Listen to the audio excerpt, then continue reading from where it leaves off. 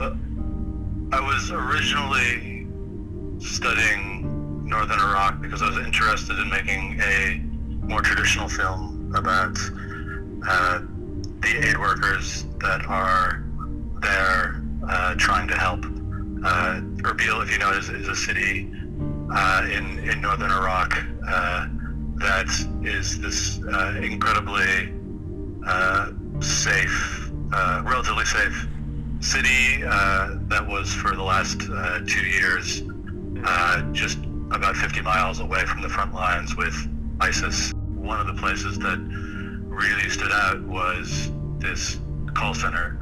I'm standing in the middle of the call center and I'm hearing all of these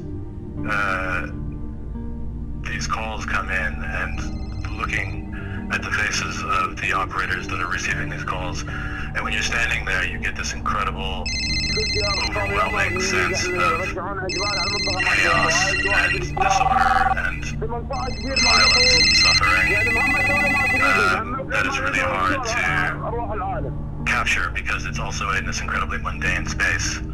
It's it's just an office building at the edge of an airport runway, and it's not much to look at.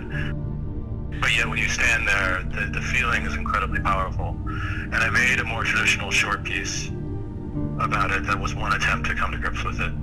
But I went back a second time with a 360 camera because I wanted to replicate the experience of standing there. Like, I felt like on some level, it was something that could only be done by 360. To be able to hear the voices come in and really just like sit in the room. So I guess that was the goal of the piece, was to travel to the areas where these calls were coming from and then just sit for a while, like turn the camera on and let it exist, to capture a quick moment in these camps, or to capture quick moments in El Chiara, where the fires that ISIS that's lit were still burning, and just to give a sense of place, to connect the environments where the calls are coming from with the call center.